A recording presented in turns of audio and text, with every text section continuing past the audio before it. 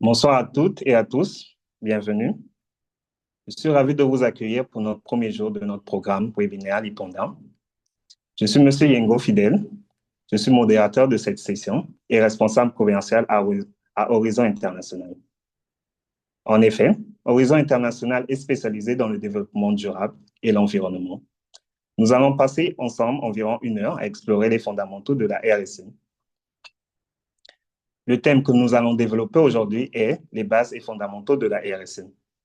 Il s'agira de présenter qu'est-ce que c'est la RSE, ses piliers fondamentaux, et pourquoi il devient aujourd'hui un enjeu incontournable pour toutes les organisations, quelle que soit leur taille. Avant de commencer, quelques consignes techniques. Vous pouvez poser vos questions à tout moment via le chat. Je me chargerai de les relayer pendant les temps dédiés. Nous vous invitons aussi à remplir le formulaire de satisfaction pour nous aider à améliorer nos prochaines sessions. Maintenant, entrons dans le vif du sujet. Nous avons le plaisir d'accueillir aujourd'hui M. Kinwani Lehman, directeur et manager de LK Consulting. Il est aussi consultant senior QHSE et RSE. Il aura l'honneur d'animer ce premier thème aujourd'hui qui n'est autre que les bases et fondamentaux de la RSE. Monsieur le consultant, je vous laisse la parole. Ok, bonjour à tous. Alors, donnez-moi juste 30 secondes. Je suis en train de lancer mon PowerPoint. Je crois que incessamment, je vais pouvoir le partager. Juste 30 secondes.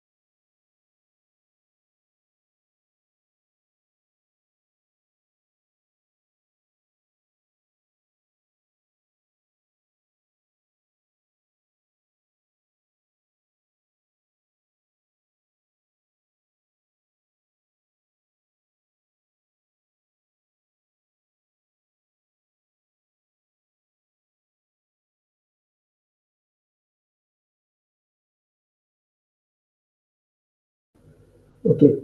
Est-ce que vous parvenez à voir mon écran?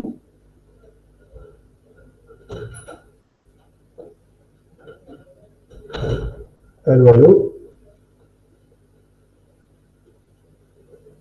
Oui, Allô, allô? nous avons votre écran, oui. Ok. Alors, pareil, donc je vais... Très bien. Alors,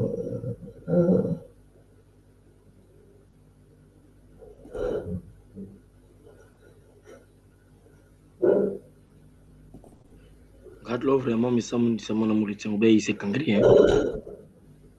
ok. Je lance le diaporama. Alors là, vous voyez toujours mon écran?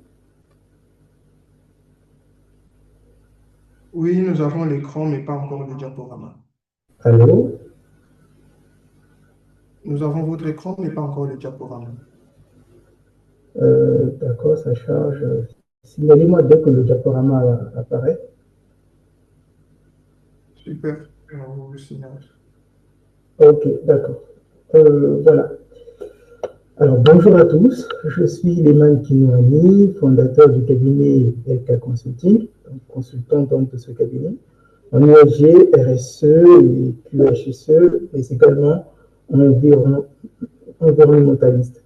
Alors, j'ai préféré éteindre la caméra à cause un peu du souci Internet qui parfois de mauvaise qualité. Excusez-nous, Donc, monsieur le consultant, s'il vous plaît.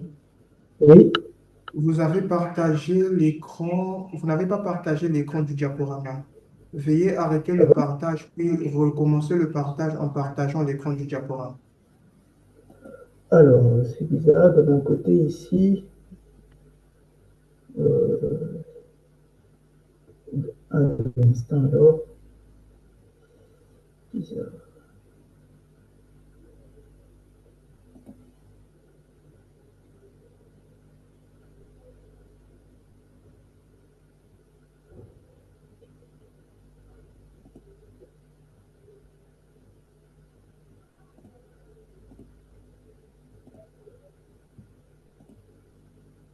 Ok, donc je vais retenter le partage.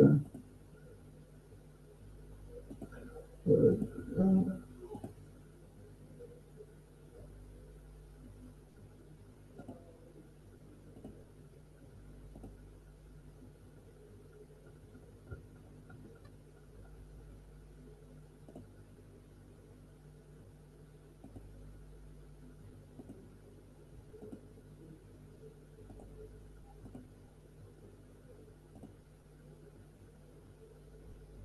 Alors c'est quand même bizarre.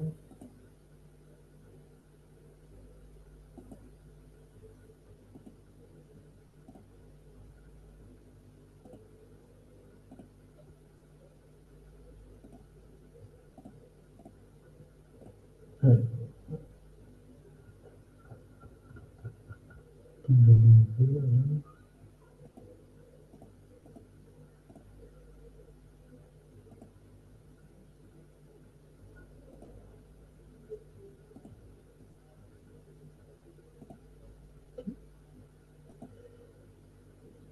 Est-ce que vous voyez mon PowerPoint? Oui, nous voyons le PowerPoint. Alors je vais essayer de faire à nouveau mettre le grand écran. J'espère que vous me dites si vous parvenez à voir le PowerPoint. On ne voit pas le grand écran. On voit toujours le même PowerPoint avec toutes les slides, mais on ne voit pas le grand écran. Oui, un instant juste le temps que ça charge certainement.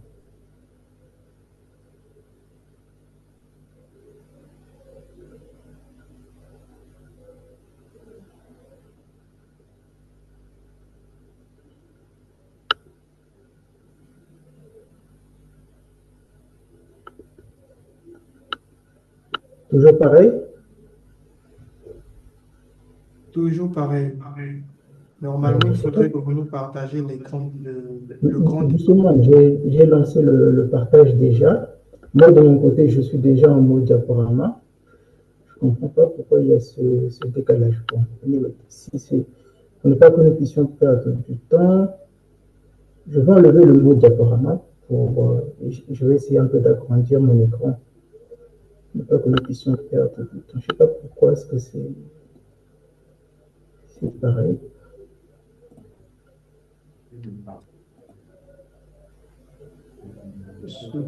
Cependant, nous avons le PDF de la présentation. Est-ce qu'on peut faire le partage? Bon, d'accord. Donc, en fait, c'est mieux alors. C'est Merci. nettement mieux. Ouais, c'est nettement mieux. Parce que j'ai un souci là, je ne sais pas pourquoi.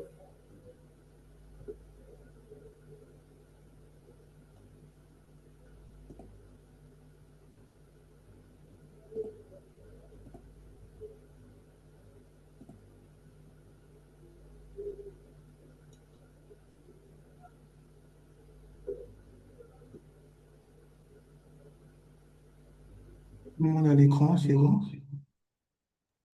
Oui, c'est bon. Oui, c'est bon. D'accord, maintenant, essayez juste d'agrandir le PDF. Ok, alors, je vais afficher.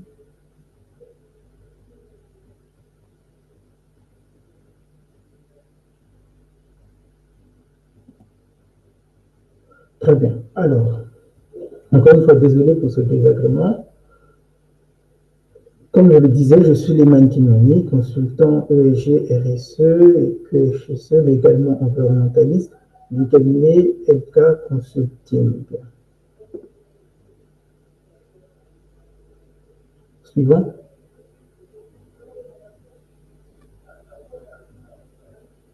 Alors, nous allons parler de la définition et de l'origine de la RSE, des 7 questions centrales de la RSE selon la norme ISO 26000. Pourquoi la RSE est-elle devenue incontournable aujourd'hui?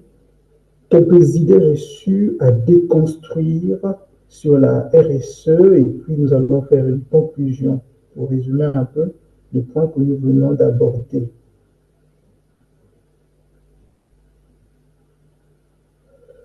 Alors, je me suis déjà présenté. Je passe directement au vif du sujet.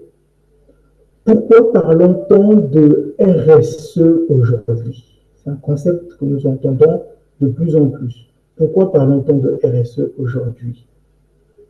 L'objectif de mon intervention, c'est d'apporter une compréhension claire, simple et utile de ce qu'est la RSE et les bénéfices qu'on pourrait en tirer pour toutes les parties prenantes. Suivant. C'est un sigle RSE. Qu'est-ce que ça veut dire? La RSE, c'est la responsabilité sociétale des entreprises. Je vais beaucoup parler de la norme ISO 26000 parce que c'est la norme sur la RSE, c'est la norme sur le système de management, sur la responsabilité sociétale. Suivant. Alors, de nos jours, il y a le sigle RSE, mais il y a aussi l'autre qu'on appelle ESG. Mais d'abord, une définition que je trouve très abordable, celle proposée par la Commission européenne. Elle dit ceci: la RSE, c'est l'engagement volontaire d'une entreprise, si vous voulez, d'une organisation, à intégrer les préoccupations sociales d'abord, environnementales et économiques dans ses activités et interactions avec les différentes parties prenantes. Aujourd'hui, cette responsabilité sociétale doit prendre en compte les 3 piliers. Le pilier environnemental, donc la préservation. Je mène l'activité économique tout en pensant au social et tout en préservant l'environnement. Et j'échange autour de moi avec les différentes parties prenantes, c'est-à-dire les parties prenantes internes, les parties prenantes externes. Les parties prenantes internes, il y a les salariés, les actionnaires, par exemple, les parties prenantes externes, donc les autorités de régulation, les communautés locales tout autour de notre activité, les banques, etc. Et à côté de cela, il y a aussi un autre terme. Tantôt, on parle de RSE, tantôt, il y a un autre terme qui apparaît, c'est l'ESG. Alors, c'est quoi l'ESG? Ici, l'ESG, c'est l'ensemble des critères. Ce sont des critères utilisés par des investisseurs, donc souvent dans le monde économique, pour pouvoir évaluer les performances extra-financières, précisément dans le volet environnement, social, mais également gouvernance. Et c'est très utile parce que c'est un outil de prise de décision justement pour les investissements durables. Alors aujourd'hui, tantôt vous entendrez parler de la RSE, tantôt vous entendrez parler aussi de l'ESG. C'est la même chose, c'est juste que dans le monde financier, on a souvent tendance à parler d'ESG au lieu de parler de RSE. Parce que voilà, on veut mettre en avant le volet environnemental, social, gouvernance, comme outil de prise de décision. Suivant.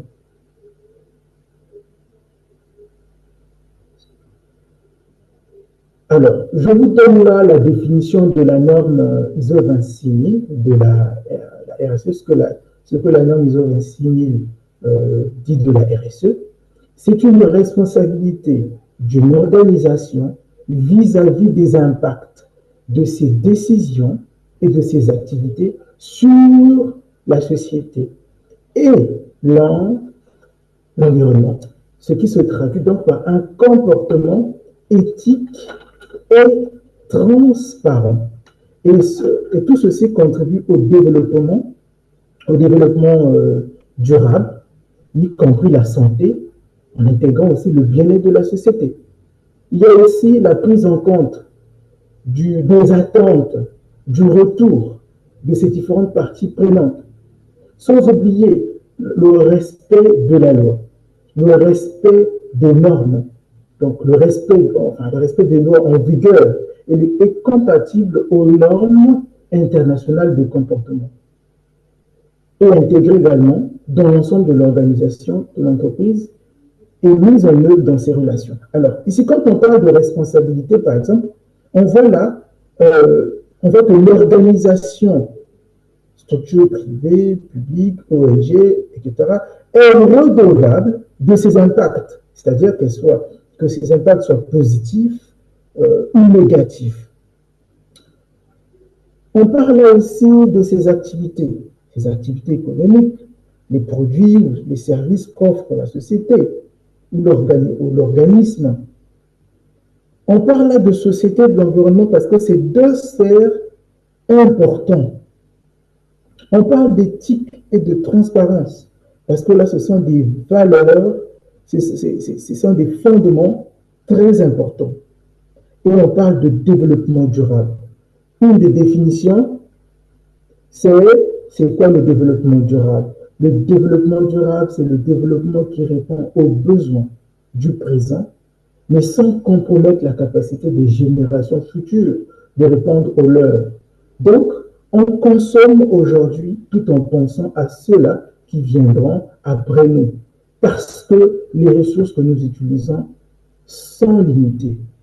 Et à un moment donné, nous devons donc penser à ceux qui doivent venir après nous, leur laisser quelque chose. Voilà. Suivant.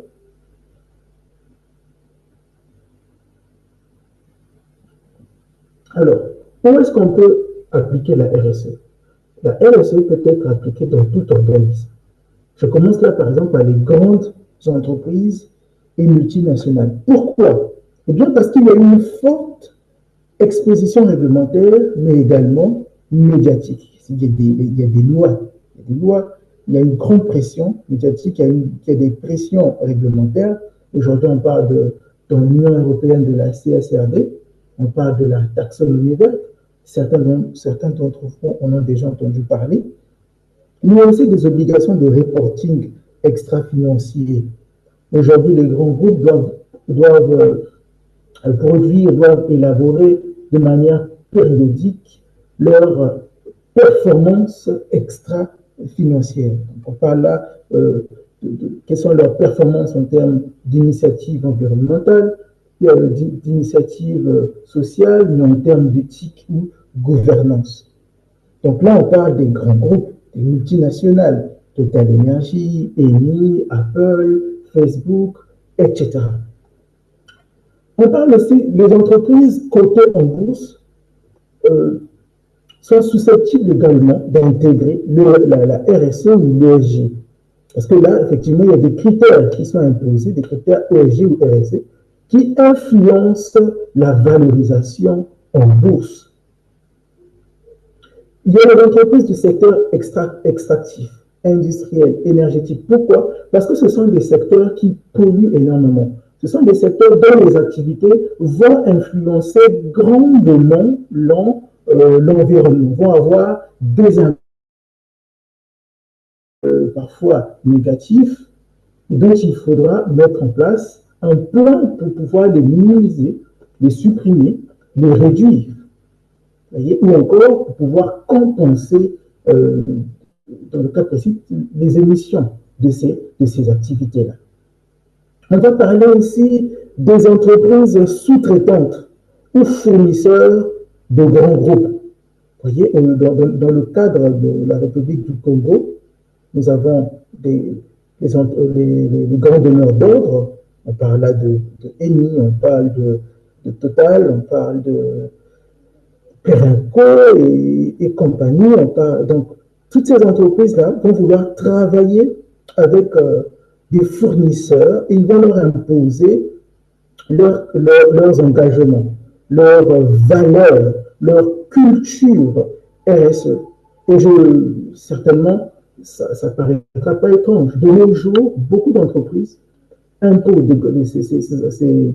ces grandes multinationales-là, imposent donc dans les contrats, par exemple, dans les contrats, des clauses RSE à respecter. Ça se fait de plus en plus. Avant, ça se faisait de moins en moins, mais aujourd'hui, c'est une réalité, avec certainement la montée en puissance des réglementations, des lois sur la préservation de l'environnement, sur le réchauffement, la lutte contre le réchauffement climatique. Les PME, on parle aussi des PME. Les PME ne sont pas mis de côté. Mais aujourd'hui, les petites et moyennes entreprises qui souhaitent se différencier doivent pouvoir intégrer dans leur stratégie de développement la RSE. On a de plus en plus un public exigeant. Aujourd'hui, le consommateur est sensible aux questions environnementales, est sensible aux questions de droits de l'homme, est sensible, le consommateur est sensible aux conditions de travail. Et aussi, on ne doit pas oublier, pour attirer, il y a des talents, il y a des personnes, il y a des talents qui préfèrent évoluer, travailler dans des structures où on prend en compte la responsabilité sociétale. Il y a quelques années, ce n'était pas forcément le cas, mais aujourd'hui, vous allez avoir en entretien des personnes qui souhaiteraient venir travailler dans des boîtes, dans des structures où ces engagements-là de responsabilité sociétale sont forts parce qu'elles s'identifient, elles s'alignent à ces valeurs. On va parler aussi des institutions financières, donc assurance. Parce que quoi? Il y a la promotion de la finance durable, la finance verte, il y a l'intégration des critères ESG dans des décisions de crédit, par exemple, mais également de placement. Mais on ne va pas aussi oublier les entreprises publiques ou opérateurs de services publics. Suivant.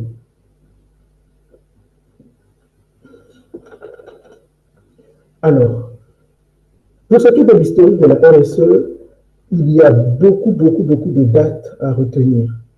Mais on commence à parler le concept commence à naître à partir de 1953. C'est un rapport qui commence à parler, en fait, qui parle de la prise de conscience environnementale. Vous voyez? Et au fur et à mesure, une autre date importante, c'est le rapport Brundtland, publié en 1987. C'est vraiment une date de référence. Un rapport intitulé Notre avenir à tous. Et là, on se rend compte que les activités économiques ont un rôle important, jouent un rôle important sur la pollution environnementale. On se rend compte qu'il y a un dérèglement climatique qui se produit petit à petit. Et on se rend compte qu'en fait, il y a une interdépendance entre l'environnement, le social et bien évidemment l'activité économique.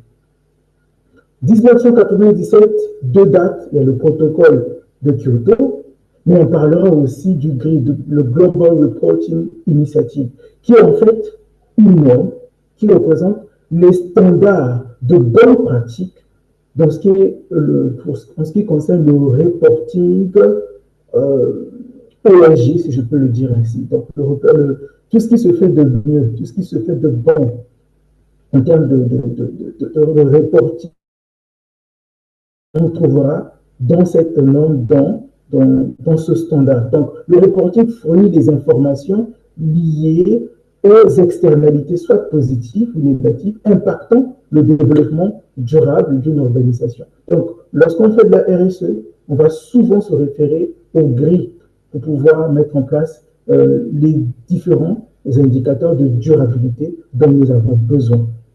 Mais il y a aussi le Global Compact, ou encore en français le Pacte mondial des Nations Unies, paru en 1999. Donc, il y a eu le lancement du Pacte mondial. Cet impact, ce pacte mondial est adressé à l'endroit de toutes les organisations étatiques, ONG, les entreprises. De plus en plus d'entreprises s'alignent sur les principes donc, du pacte mondial. Il y a les principes de droits de l'homme, les normes de travail, la préservation de l'environnement, la due diligence, des principes éthiques, lutter contre la fraude, lutter contre la corruption, etc., etc. Suivant.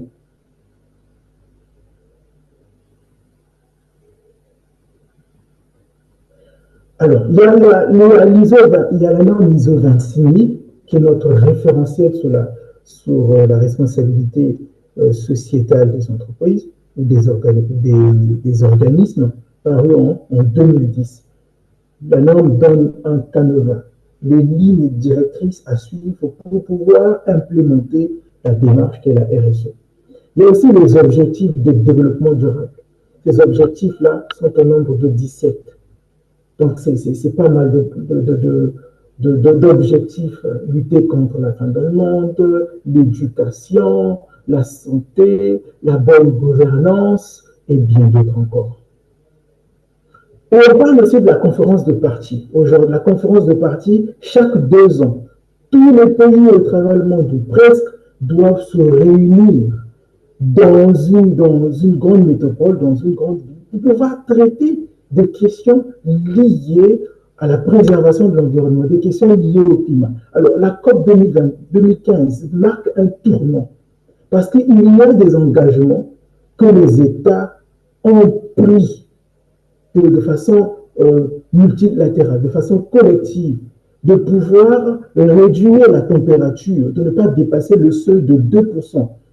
Et on s'est dit, bon, nous fixons le seuil de 1,5 degré Celsius. Donc, l'atmosphère, la température moyenne du globe ne devrait pas dépasser le seuil de 2 degrés Celsius. Dépassant ce seuil-là, eh bien, on ne pourra plus revenir en arrière.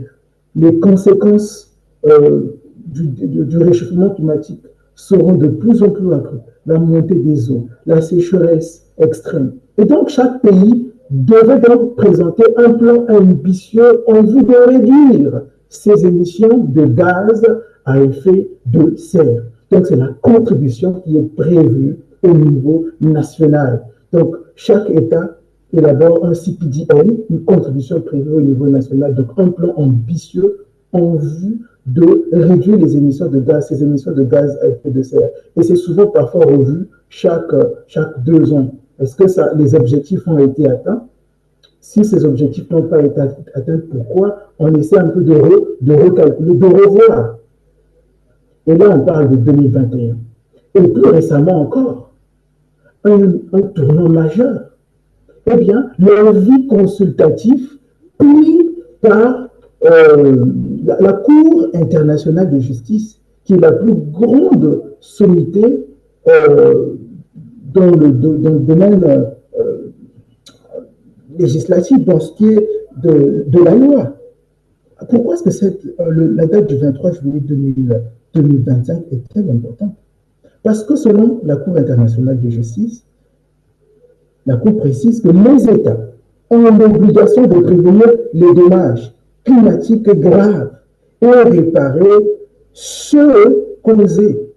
Et on donne la possibilité aux ONG, aux citoyens et aux collectifs de pouvoir porter plainte lorsqu'il y a des dérèglements, lorsque les objectifs de préservation de l'environnement n'ont pas été atteints. La société civile aujourd'hui a la possibilité, a les outils juridiques de remonter l'information auprès pour attaquer, par exemple, une entreprise polluante. Donc aujourd'hui, on le reconnaît. Donc, alors, vous me direz que cette loi,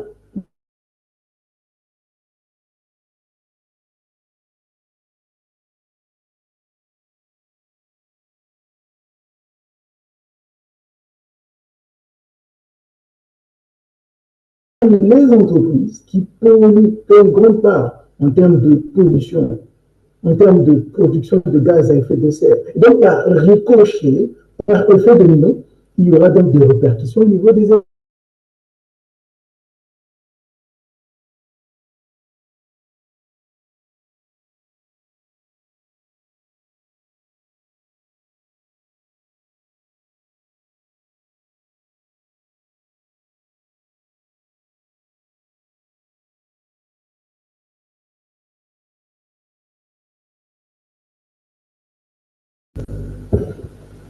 Allô, vous me recevez? Oui, oui, on vous ressent. Désolé, le fournisseur, Internet. OK. Donc, vous voyez que cet avis consultatif de la Cour internationale de justice va avoir des répercussions sur nos États d'abord, puis par ricochet, les entreprises. Les États qui n'ont pas encore légiféré sur la question seront obligés de prendre des lois. Et ces lois vont s'appliquer également aux entreprises. Donc, nous avons là des obligations qui vont arriver. Donc, les États qui jusqu'ici n'avaient pas imposé la responsabilité sociétale auprès des organismes seront contraints de le faire.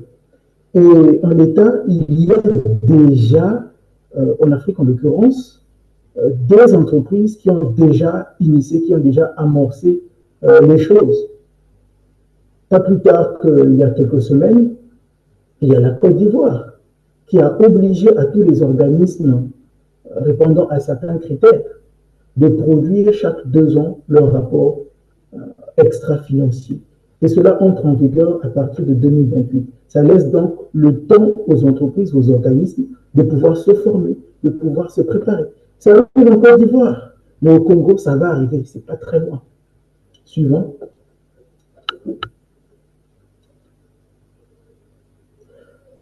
Cette question centrale de la RSE selon l'ISO. Alors, il y a 7 points clés, 7 questions importantes. On parle de gouvernance, dialogue entre les différentes parties prenantes.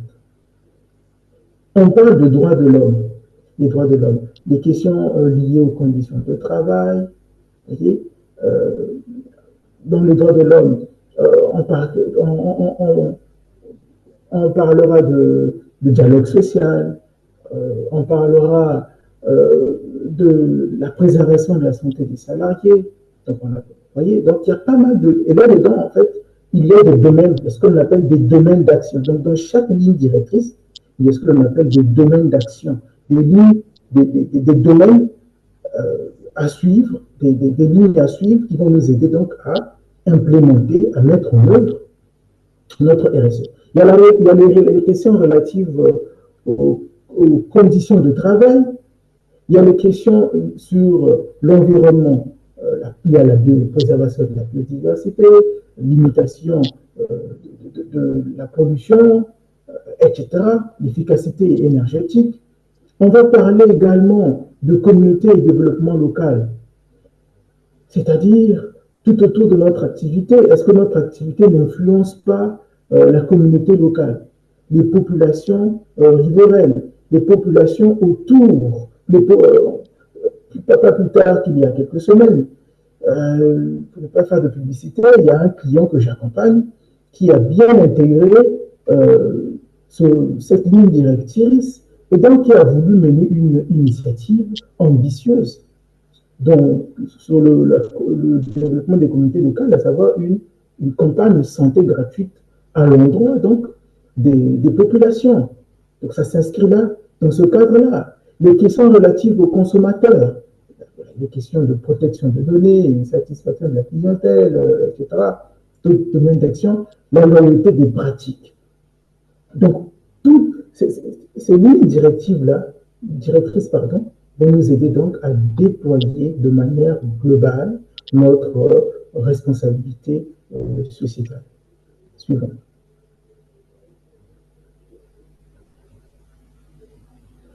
Pourquoi la RSE est-elle devenue incontournable? Alors, tout à l'heure, je vous parlais de l'avis consultatif historique de la Cour internationale de justice sur le climat, qui, bien évidemment, va avoir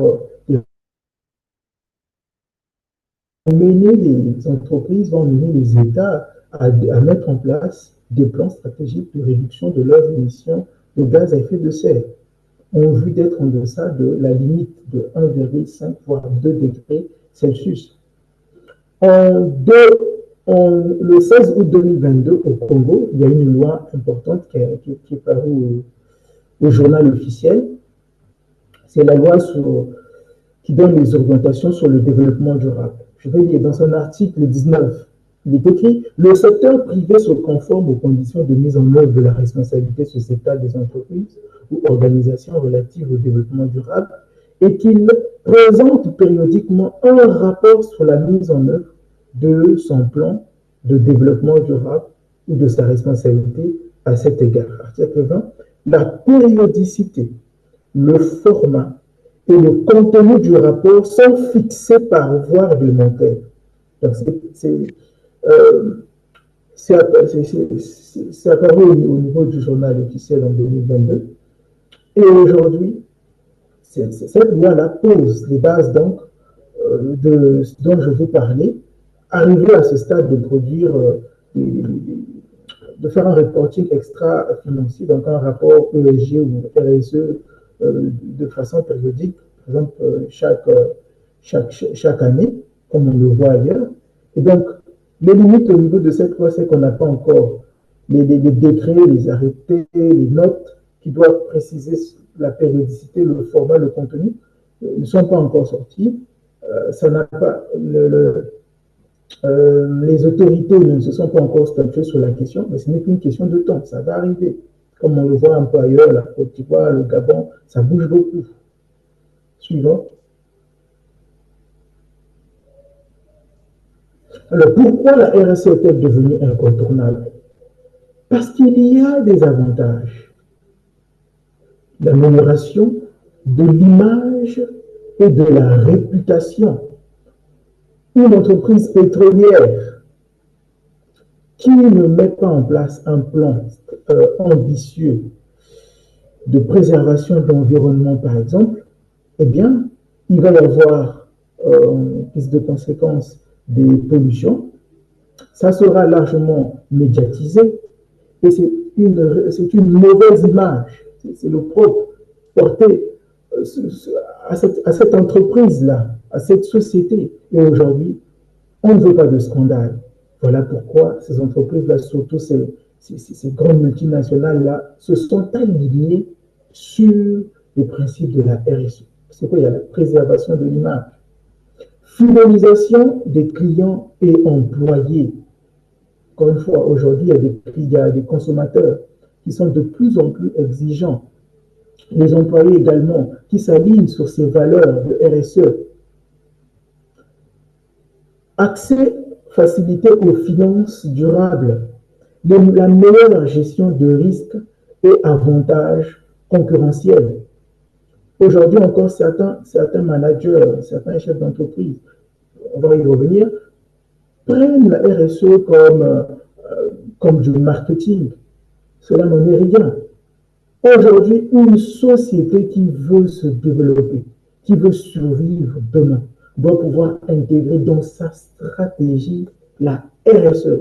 Ne pas le faire, c'est courir le risque de voir sa boîte mourir un jour. Suivant. Quelques idées reçues à déconstruire sur la RSE. La RSE, c'est pour les grandes entreprises. C'est ce que l'on dit. La RSE, c'est pour Total, la RSE, c'est pour Eni, la RSE, c'est pour Perenco. Alors que ce n'est pas le cas. La RSE concerne tout le monde. Même les petites entreprises ont à y gagner. On pense toujours que la RSE, ça coûte cher. En réalité, toute entreprise fait de la RSE. Cependant, les ambitions sont peut-être plus ou moins élevées, mais en réalité, lorsqu'on met en place, lorsqu'on suit ce que dit le Code du travail sur la préservation des risques professionnels, on met en place une évaluation, enfin, un inventaire des risques professionnels sur les postes de travail. Le but est de pouvoir éviter les accidents de travail, les incidents au travail, mais également les maladies professionnelles. Donc, il y a déjà un salarié de toujours être productif, éviter donc, enfin, favoriser le bien-être au travail. Et donc, tout ça, c'est déjà faire de la RSE. Parfois, sans le savoir, on fait quand même de la RSE. Mais s'il est question de prendre des initiatives plus ou moins ambitieuses, le faire progressivement, pousser chaque année le curseur un peu plus loin, prendre, voilà, faire son bilan carbone, voir où est-ce qu'on en est, quelles sont les émissions que nous produisons chaque année, quel est le plan que nous pouvons mettre en place pour pouvoir les réduire au bout d'une année, 2 ans, 3 ans, voire même 5 ans. Comment pouvons-nous arriver à la neutralité carbone? D'autres entreprises l'ont compris. On procède là par voilà, de la forestation, d'autres initiatives, il y en a beaucoup, j'en passe. La RSE, c'est juste du marketing vert. Vous voyez, ça aussi, c'est une autre idée à déconstruire parce que ce n'est pas le cas. Donc, en réalité, toute structure, qu'elle soit petite ou qu'elle soit grande, peut faire de la RSE, même à petite échelle, et souvent avec un retour sur investissement qui soit positif. Qu'est-ce que vous avez à gagner? Qu'est-ce que vous avez à perdre plutôt en mettant en place la RSE? Rien. C'est vos clients qui sont satisfaits, vos salariés qui sont de plus en plus performants, parce que voilà, il y a la prise en compte de leurs conditions de travail, c'est l'amélioration de la satisfaction aussi des salariés, voyez, et il y a la préservation de l'environnement, donc tout le monde est gagnant. Il y a le respect aussi des exigences légales et réglementaires. Donc on a tous à y gagner en mettant en place la RSE ou l'ESG. Suivant.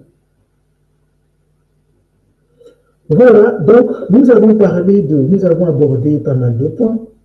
On a parlé de la définition de la RSE, l'origine de la RSE. Pourquoi faut-il mettre en place la RSE?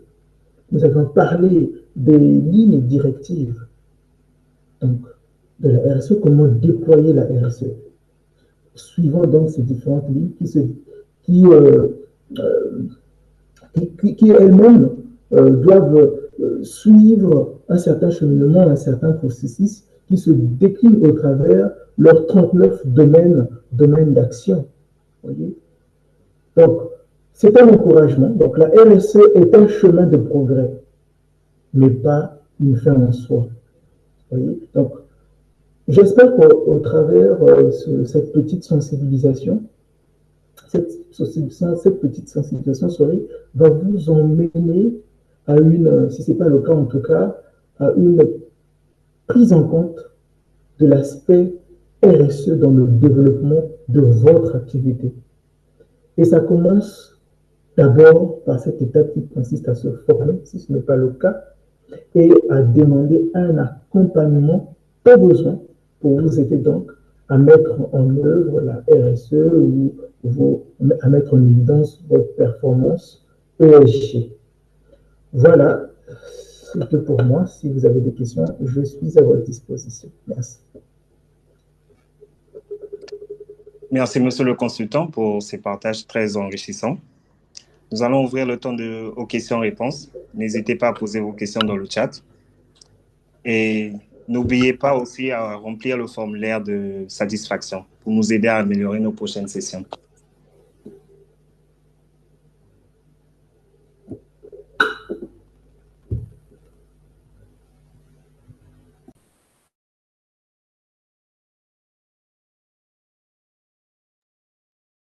Vous pouvez aussi lever la main si vous avez une question. Merci. Alors, pas faute. Oui, allez-y.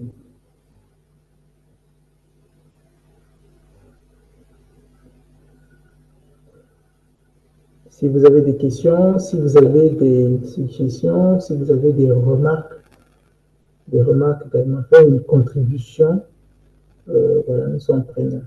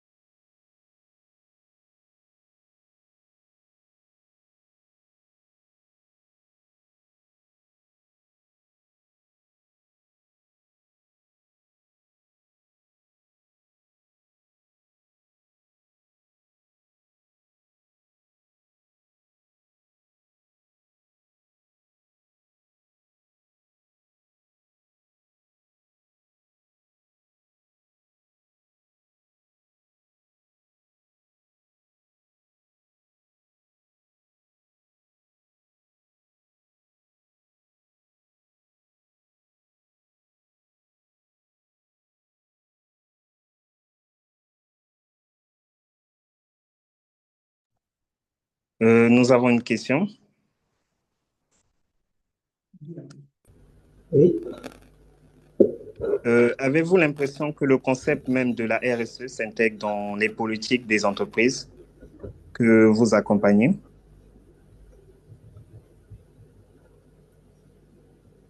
Je peux répéter la question si vous l'avez bien. Oui, allez-y. Avez-vous l'impression que le concept même de la RSE s'intègre dans les politiques des entreprises que vous accompagnez? Oui, de plus en plus. Il y a une année, enfin, il y a 2 ans, peut-être 3 ans, ce n'était pas le cas, mais maintenant, il y a une prise de conscience tout de même. Ça monte petit à petit. Voyez-vous, quelque part, pour y arriver, il faut de la contrainte. Tant qu'il n'y a pas de la contrainte, tant que c'est du volontariat, euh, beaucoup vont continuer à traîner les pattes. Mais lorsque l'on sait que pour avoir ce contrat, on exige de moi une transparence, une responsabilité environnementale et sociale, bon gré mal gré, je voudrais bien obtenir ce contrat, mais bon gré mal gré, je vais m'aligner. Parce que quoi, j'ai besoin de ce contrat. Et c'est parfois, bien après, qu'on comprend l'intérêt, qu'on a compris que, effectivement, j'avais à y gagner. Alors aujourd'hui, il y a pas mal d'entreprises au Congo qui se sont alignées et peut-être même d'autres à titre volontaire, comme on dit, c'est un engagement volontaire. Mais il faut comprendre par là que l'écosystème est en train de changer. Dans l'Union européenne, avec la loi sur les mesures sur la CSRD, eh bien, il y a des répercussions indirectes au niveau de nos entreprises locales au Congo, en passant toujours par ces donneurs d'ordre qui sont ces multinationales. Donc, il y a ces multinationales qui sont cotées en bourse, ont des exigences euh, réglementaires et cela se répercute au niveau donc des entreprises locales. Donc, d'autres, euh, voilà, cela va susciter auprès d'autres sociétés, d'autres organismes, une certaine prise, on va dire quoi, un certain éveil, une prise de conscience pour pouvoir s'aligner. Mais il n'y a que comme ça qu'on pourra y arriver. Il faut qu'il y ait de la contrainte. Il faut qu'il y ait de la contrainte parce que au stade où nous en sommes, il faut des mesures fortes. Il faut être ambitieux. Il faut des engagements. Vous voyez, beaucoup d'économies actuellement sont en train d'envisager comment décarboner leurs économies. Beaucoup d'États. Et voilà, l'entreprise qui ne veut pas s'aligner, tôt ou tard, finira par s'y aligner, mais peut-être à ses dépens. Moi, je peux répondre directement à la question posée. Il y a une prise de conscience. Déjà, on a accompagné quelques 2 à 3 entreprises au niveau local qui l'ont compris. Et nous pensons que dans les années à venir, dans les mois à venir, voilà, ça va changer davantage. D'accord, Je ne sais monsieur pas le si consultant. j'ai répondu à la question. Oui, oui. Nous avons une autre question pour vous, monsieur le consultant. Quelles sont les étapes concrètes pour lancer une démarche RSE? Merci. Alors, quelles sont les étapes pour une démarche RSE? Très, très, très bonne question. Les étapes, cela commence d'abord par un diagnostic. Il faut pouvoir diagnostiquer le système qui a été, enfin, le système que l'on vient trouver. Donc, ça passe par un état des lieux. Vous faites un état des lieux, il y a la réglementation qui s'applique aux activités de l'entreprise. Il faut voir les engagements de la direction, quels sont les objectifs stratégiques, quelles sont les actions déjà qui ont été mises en place. Donc, tout commence d'abord par un diagnostic initial. Voyez? Et donc, après que vous ayez fait ce diagnostic, c'est comme lorsqu'un malade arrive chez le médecin va d'abord faire une consultation. Cette consultation, c'est le diagnostic. Une fois qu'on a trouvé la maladie, donc une fois qu'on a fait le diagnostic, on va pouvoir proposer un plan. Après donc le diagnostic, il faut faire ce que l'on appelle une analyse de matérialité. L'analyse en fait de matérialité, c'est une analyse, c'est un procédé, c'est une démarche qui va permettre de mettre en exergue les enjeux prioritaires. Parce qu'il y a beaucoup d'enjeux de la part de... il y a beaucoup d'attentes, allais-je dire, de la part des autorités compétentes, des autorités de régulation, de la part des salariés, de la part des clients, de la part des actionnaires, de la part des fournisseurs. Donc, il faut collecter les différents avis. Ça se passe par des formulaires, donc où vous faites un focus group, vous échangez avec les différents acteurs, les différentes parties prenantes que je venais de citer là, vous collectez leurs attentes. Une fois que vous avez collecté leurs attentes, vous allez inventorier, enfin, je vais y arriver, vous allez faire une priorisation, voilà, vous allez faire une priorisation de leurs attentes. Parce que vous n'avez pas le temps, pas forcément les ressources pour satisfaire aux attentes de toutes vos parties prenantes. Donc, du coup, ça sous-entend donc de pouvoir attaquer les priorités d'abord. Donc, vous faites donc ce qu'on appelle une analyse de matérialité.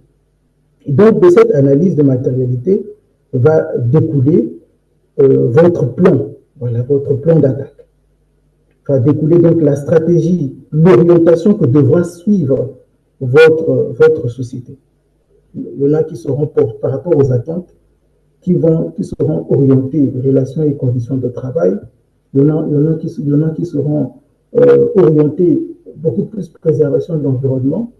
Mais le but, c'est de pouvoir balayer un peu toutes ces lignes, pouvoir faire cette ligne directrice de la norme ISO 26000, mais pas forcément avec la même intensité, parce qu'on va d'abord prioriser ce qui est plus urgent. Voilà. Donc, c'est un plan d'action que vous mettez en place. Et après, une fois que vous mettez en place ce plan d'action-là, il va falloir communiquer.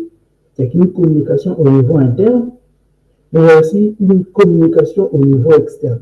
Donc, ça passe par les canaux internes au niveau de l'entreprise, des sensibilisations, des formations, mais ça passe aussi au niveau du site internet, les réseaux sociaux, parce que on voudrait qu'il y ait de la transparence. C'est un des principes d'ailleurs de la norme ISO 26000.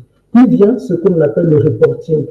Il va falloir faire le reporting, c'est-à-dire de vos initiatives, de vos engagements qui ont été pris. J'ai déployé un ensemble d'actions, un ensemble de mesures, voilà, et à un certain temps, je dois pouvoir faire un diagnostic, une certaine, on va dire quoi, une revue de tout ce que j'ai mis en place, capitaliser sur les acquis et corriger ce qui n'a pas été. Donc, il faut élaborer un rapport à mettre à la disposition de toutes les parties prenantes. Voyez. Donc, voilà en gros ce que je peux dire. Donc, ça passe d'abord, il faut d'abord passer par un diagnostic initial. Et puis, après ce diagnostic initial, pouvoir faire une analyse de matérialité. Et voilà, par rapport à définir une certaine stratégie en fonction donc du retour que vous avez eu de vos différentes parties prenantes, décliner votre plan d'action, faire une certaine communication et puis procéder par faire du reporting périodique. Voilà un peu ce que je peux dire par rapport à cette préoccupation.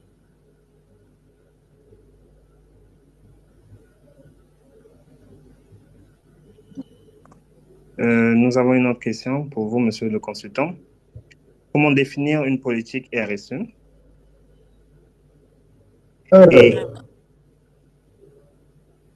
Et quels sont en général les enjeux prioritaires pour les PME congolaises selon votre expérience?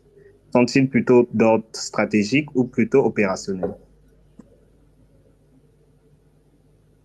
Alors, je note stratégique ou opérationnel. Donc, la première question, c'était laquelle?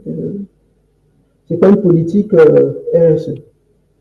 Oui, comment définir une politique RSE? C'est bien exact. Alors, de façon très très simple, je définirais la politique RSE d'une entreprise comme une orientation prise par la direction, par le top management. Donc, le top management décide donc de mettre en place une certaine démarche et elle donne le temps, elle donne l'orientation, elle donne les axes stratégiques, elle donne les objectifs et les moyens pour pouvoir atteindre ces objectifs. C'est ça une politique RSE. La deuxième question, c'était?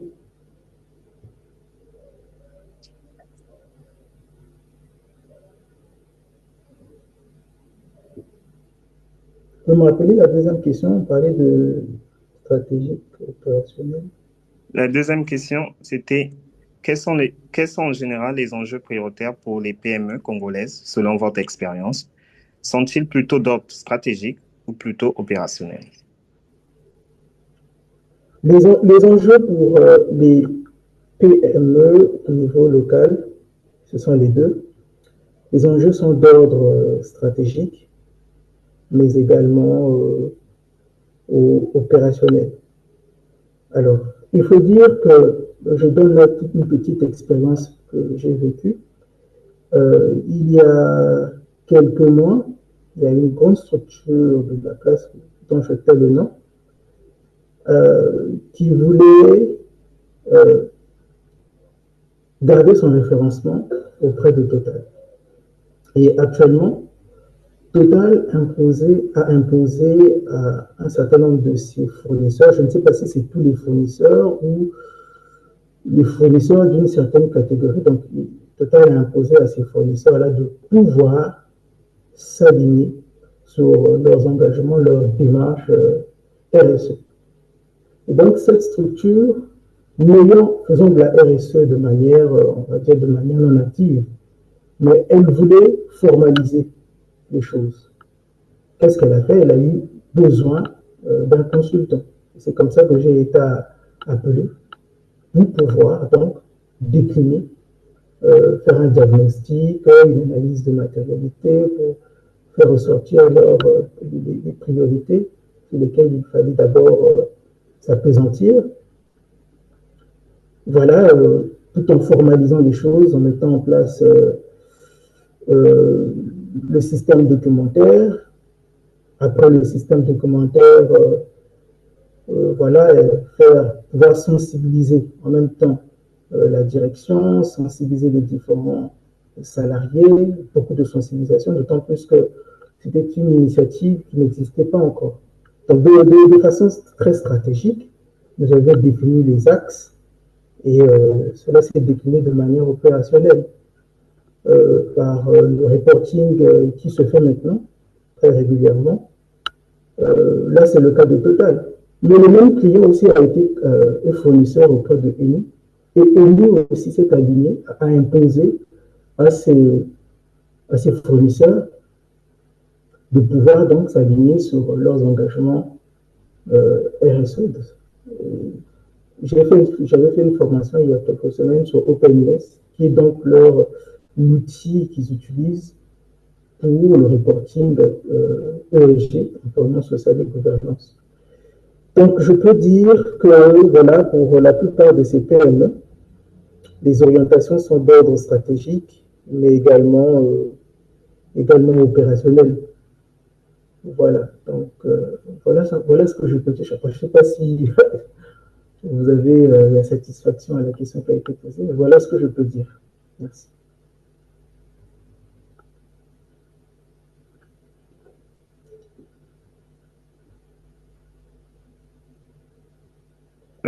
En ce moment-là, quelles sont les missions principales d'un coordonnateur RSE? Alors, quelles sont les missions principales? Je l'ai un peu dit tout à l'heure. Si vous arrivez dans une société qui a déjà une démarche RSE, il va falloir s'aligner sur les axes qui ont déjà été, la politique a déjà été mise en place, les orientations qui ont été mises en place, le plan d'action qui a été mis en place. Donc vous suivez la politique, vous suivez les procédures, vous suivez le volet opérationnel, et bien évidemment, en étant force de proposition, proposant des initiatives, en améliorant. Voilà. Si par exemple, je donne un exemple précis, s'il y a une évaluation de gaz à effet de serre qui n'avait pas été faite, eh bien, vous initiez cela tout en montrant la pertinence de l'action auprès de la direction. Voyez. Donc ça, c'est le cas où vous arrivez dans une structure où il y a déjà une stratégie RSE, une politique qui a déjà été mise en place. Et lorsque vous arrivez dans une structure nouvelle, c'est lorsque, je reprends donc le discours initial, vous procédez par exemple par un état des lieux. Après l'état des lieux, vous faites une analyse de matérialité en vue donc de prioriser les actions par lesquelles vous devriez débuter. Une fois que c'est fait, vous voyez, voilà, il y a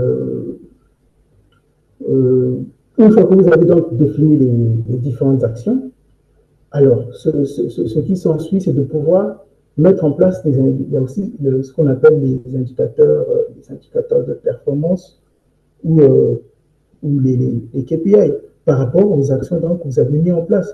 Vous allez pouvoir évaluer est-ce que les initiatives que j'ai mises en place apportent le résultat escompté ou pas, ou si ce n'est pas le cas, vous corrigez. Vous faites beaucoup de sensibilisation également, la sensibilisation à l'endroit des différentes parties prenantes, du moins les parties prenantes qui sont prioritaires. Vous voyez, donc voilà, ça rejoint le volet communication dont je parlais. Il y a le côté veille réglementaire également. Voilà, s'assurer que les activités de l'entreprise, voilà, il n'y a pas de non-conformité réglementaire. Voilà, qu'on satisfait les différentes parties prenantes. Voilà, donc en gros, voilà ce que je peux dire de façon résumée, de façon synthétique, c'est-à-dire que selon que la structure a déjà mis en place une politique, une démarche RSE ou pas, il y a une certaine conduite à tenir. Lorsque ce n'est pas le cas, il faut procéder par un diagnostic, une analyse de matérialité, mettre en place le système documentaire, voilà, procéder par la mise en place donc, des actions que vous aviez définies, ce qui va se suivre de la sensibilisation, des formations, du reporting, etc. Et chaque année, devoir faire une revue de direction pour montrer en fait l'amélioration continue des actions que vous avez mises en place. Donc, voilà. Voilà ce que je peux dire. Donc là, selon que la structure a déjà mise en place ou pas la démarche RSE, il y a une certaine conduite qu'il faut, tenir. Voilà un peu ce que je peux dire. Voilà. Voilà. Pas trop prendre de temps de parole.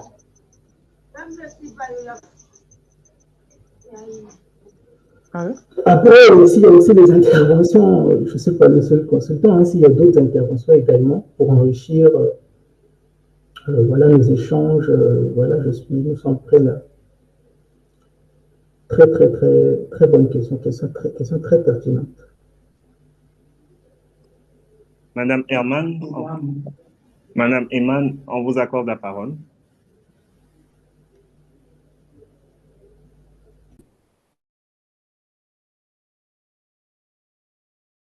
Oui, bonsoir à tous. C'est Monsieur Eman Boumba.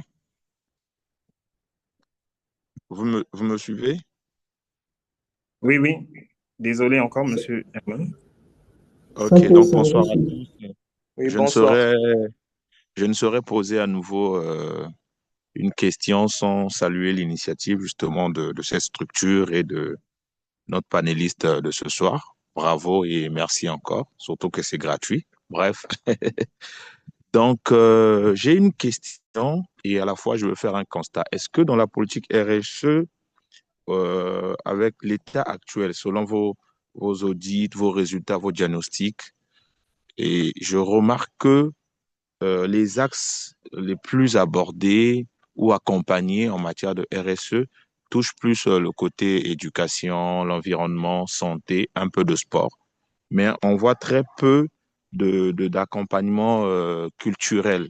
Et quand je parle de culturel, je vois là par là des artistes, des jeunes talents. C'est parce que ça rentre purement dans un domaine peut-être de sponsoring ou est-ce que ça ne devrait pas faire partie de la politique RSE, c'est-à-dire prendre un jeune talent d'un point A, le ramener jusqu'à son point Z et comme vous l'avez cité plus haut, justement, ça reviendra toujours au bénéfice, à l'image de l'entreprise. J'ai vu sur les réseaux sociaux comment le jeune, l'actuel champion du monde de Scrabble, que je salue, bravo à lui, mais qui a été donc, disons, moi je vais loin, je ne parlerai pas que du sponsoring, qui a été accompagné, encouragé, notamment dans les moyens, par exemple, de transport et autres, je dis n'importe quoi, vous pouvez me contredire, pour en arriver là où il est arrivé. Qu'en est-il aujourd'hui? On ne donne pas assez d'importance sur le secteur culturel d'accompagner des individus, donc des artistes. Est-ce que ça ne rentre pas dans la politique RSE, il n'y a pas trop d'impact ou ça reste dans le sponsoring? Alors, rapidement, moi personnellement, ce que je peux dire, c'est que ça dépend en fait des axes stratégiques qu'a défini l'entreprise. Si par rapport au retour que l'entreprise a eu de ces différentes parties prenantes, ce qui ressort, ce sont des questions d'amélioration du climat social, des questions de revendication salariale, des questions de préservation de la santé, soit de la population, enfin, des salariés ou de la population en général. Si ce sont des questions d'éducation qui ressortent dans ce type de préoccupation, pas donc étonnant que ces entreprises-là puissent s'orienter d'abord sur ces initiatives-là, sur ces actions. Après, le développement de la culture, ça fait partie aussi, si je ne dis pas de bêtises, parmi les 17 objectifs de développement durable. Vous allez retrouver parmi ceux-ci un objectif qui a trait donc effectivement à l'éducation. Et pour avoir une RSE équilibrée, il convient de travailler sur les 7 lignes directrices. Et non, bon, après, chaque entreprise, selon, encore une fois, sa stratégie, selon ses axes qui ont été priorisés, va beaucoup se focaliser sur les questions d'éducation, comme je viens de le dire.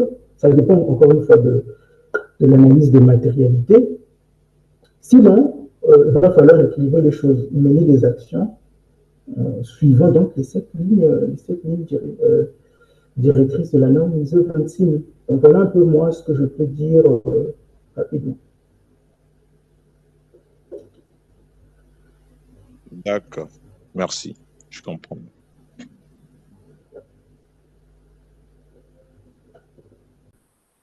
Bon, Allô? suite à... Oui, allô? Germaine Ololo. Ok. Je peux aller? Allez-y. Oui, je disais, je suis Germaine Ololo, comédienne, conteuse et promotrice culturelle. Je réagis tout de suite parce que j'ai entendu Monsieur Eman toucher le domaine qui est le mien.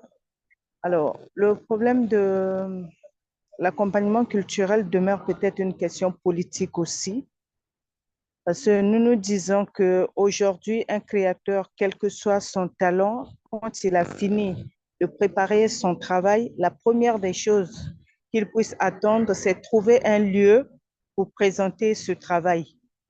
À partir de là, même si les entreprises veulent accompagner, il faudrait bien que les entreprises trouvent d'abord quelque chose de disponible. Or, il s'avère qu'aujourd'hui au Congo, tous les lieux de promotion culturelle ont été fermés ou affectés à des fins égoïstes, je peux le dire comme ça, parce que les salles de cinéma, les salles de spectacle qui ont existé jusqu'à une période, nous sommes avec les églises pratiquement dans le même secteur, s'il faut le dire comme ça. Nous avons la possibilité donc de partager ces lieux, de partager ces lieux. L'évangile peut utiliser le lieu le matin, les artistes l'après-midi pour permettre aux artistes de travailler et présenter leur travail. Mais tant que ces lieux n'existent pas, ça demeure un frein essentiel au développement des talents. Et je pense qu'aujourd'hui, si nous avions des lieux disponibles, des lieux de l'État, parce que les privés encore, il faudrait bien que les structures soient fiables pour que les structures les accompagnent. S'il y avait des structures de l'État disponibles dans les arrondissements, dans les villes, comme le prévoit quelque part la Constitution de 2015 ou 21 qui avait promis construire des lieux de spectacle dans toutes les mairies du Congo. Et ce seraient donc ces lieux-là qui devraient abriter les œuvres des artistes pour qu'ils permettent de les développer, que les entreprises sachent qu'en allant sur ces lieux-là, il y a des répertoires, il y a des talents qu'on peut trouver et accompagner. Or, tant que ces structures-là n'existent pas, les entreprises pour accompagner les talents, ça demeure encore un problème. Est-ce qu'il faut aller le faire par affinité parce qu'on sait qu'il y a un artiste qui travaille quelque part, on le prend, on le propulse, mais ça ne sera pas au bénéfice, l'impact ne sera pas un impact commun. Or, ce qui est intéressant aujourd'hui, c'est qu'il y ait ces lieux-là, qu'on détecte les talents, qu'on fasse des programmes conséquents pour accompagner ces talents-là. Donc, le problème demeure d'abord au niveau politique. Au fait que même si aujourd'hui les entreprises essaient d'accompagner quelques artistes, ça demeure juste 3-4 personnes, mais l'impact n'est pas national. Donc, je ne sais pas si les entreprises peuvent trouver un terrain, une plateforme comme ça, recenser, répertorier les acteurs culturels qui œuvrent dans l'encadrement, l'accompagnement, qu'ils mettent ensemble ces plateformes, qu'il y ait des échanges permanents qui permettront donc de détecter les éventuels talents, les éventuels programmes pour les accompagner. Voilà un peu ma réaction par rapport à l'accompagnement culturel. Donc, tant que l'État lui-même n'a pas mis en place ces structures, ça demeure un peu difficile. Merci, merci Germaine Ololo.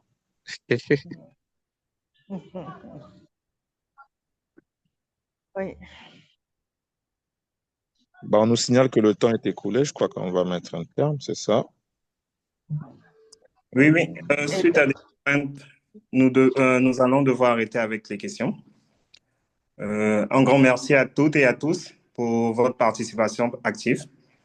Merci également à notre consultant pour la qualité de son intervention. Si vous Encore une... permettez, un petit mot juste pour terminer. Je Oui, peux? allez-y. Oui, Oui, allez-y. nous suggérons à Horizon International pour le secteur qui est le nôtre de la promotion culturelle d'établir une plateforme entre les entreprises et les culturels, une plateforme d'échange qui nous permettra de mettre en place des programmes ensemble, de les étudier et les faire évoluer ensemble.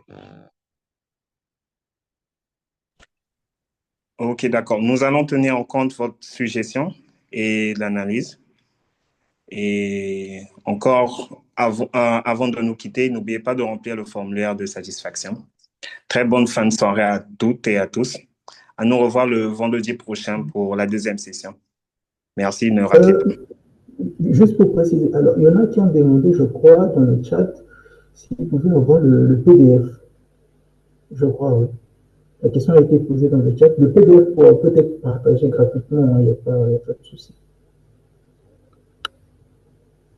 D'accord, monsieur le consultant. À la suite des webinaires, on va partager le PDF.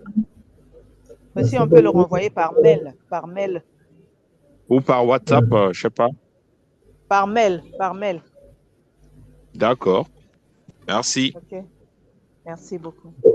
Bonne Au soirée à revoir tous. et bon week-end. Merci. Merci à tous. Bon week-end. Merci. Merci.